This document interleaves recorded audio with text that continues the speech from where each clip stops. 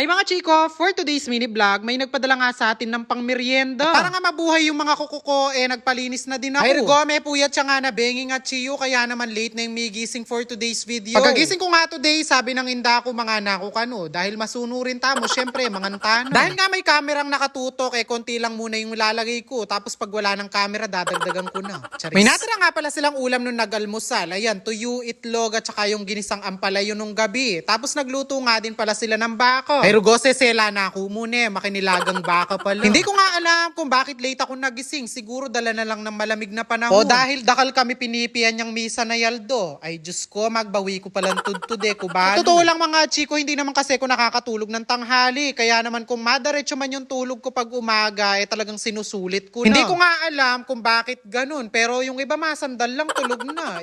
Sana all. Bali pagkatapos ko nga kumain, lumabas nga ako dito sa may labas para tignan kung makulimlim pa ba. Rugo, may kalunos naman din yung ukay-ukay mi. Makulimlim pa, sinableda na. Yan nga pala yung nilaban namin nung isang araw. Kaya para matuyo, linabas nila. Pero mukhang hindi matutuyo. Mukhang mababasa pa ulit. Bago nga ako maligo, napansin ko yung pa ako. Talagang kailangan na nilang pa-pedicure. Dali-dali na nga ako naligo dahil sabi ko dun sa pinsan ko, puntahan niya ako ng hapon para malinis niya yung mga kuko ko. Ay Rugo, sabi ko kayo, gamitan na pala. Bangkantan timano akwano, de tamburak keng gilid-gilid daw. At ang panahon kasi bago ako magpalinis ng kuko at ayoko kasi na kinakalkal yung mga gilid nila. Ay Rugo, makanano ba naman mga chiko, kapag may pakalkal kong gilid kuko, dapat paruminggo mo, palinis na ako na naman. Ay nasanay naman maglinis ng kuko yung pinsan ko, sa kanya na lang ako nagpa-home service. Matagal ko na nga din pala siyang sinabihan na linisan niya ako ng kuko, pero dahil nga nag-home service siya, madalang lang din siyang mapirmi sa bahay. Pag nga nagpapaklining ako, hindi ko na pinalalagyan ng colorless at mertile. Tarugo pa cheyikit din ka na akong bitis balada dadayayo.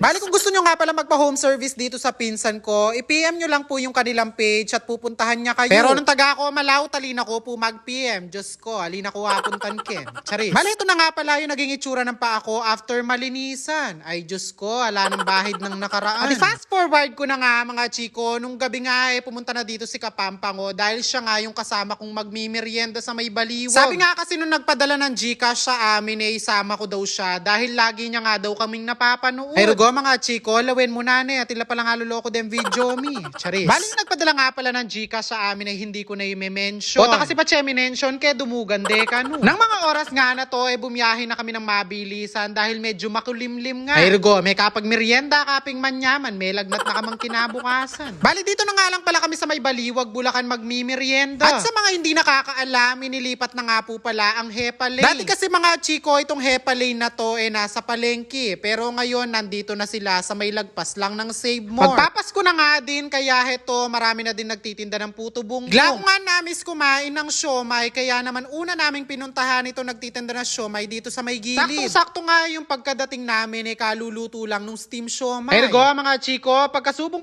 ko nga dun sa siomay, may bugkeng ibuga kang kapampanguan, palang kapali. Hinipan ko naman nga, pero hindi ko alam kung bakit hindi lumami. Nang matapos nga kaming kumain ng siomay, agad na kaming pumunta dito sa nagtitinda ng chichaw, calamaris, kwek-kwek, isaw ng manok, at marami pang iba. Ay Rugoy, kapampangunyo, mandanupan, karakal na po talata ng pamayan. Madalang lang naman akong kumain ng gantong street food, kaya naman pag napapasyal ako dito, Diyos ko, magigisa niya yung 200 pesos. Nagkikrave nga ako ng avocado shake, kaya naman naghanap pa ako na nagtitinda na shake na fresh yung ginagamit. Ay Rugo, dahil medyo matagal yung ginagawang shake ni ate, iniwan ko muna siya dahil naaamoy ko tong mga corn dog. Order na nga kami at nung maluto na, umupo na nga kami dito sa malapit sa Bidyokehan. Kakanta nga daw si Kapampango dahil na-miss niya ang mag-video. Ay Rigo, sabi ko nga kaya, liya pa man may papalaw, timbag yung manaus, nena naman. Kaya naman doon sa nagpadala sa amin ng Gcash pang merienda. Baka naman sa susunod, pamburakay naman. Charis. Pero kidding aside mga chiko, maraming salamat po sa walang sawang pagsuporta sa amin ni Kapampango. Hindi ko man nga kayo ma-mention lahat, maraming salamat po from the bottom of my heart.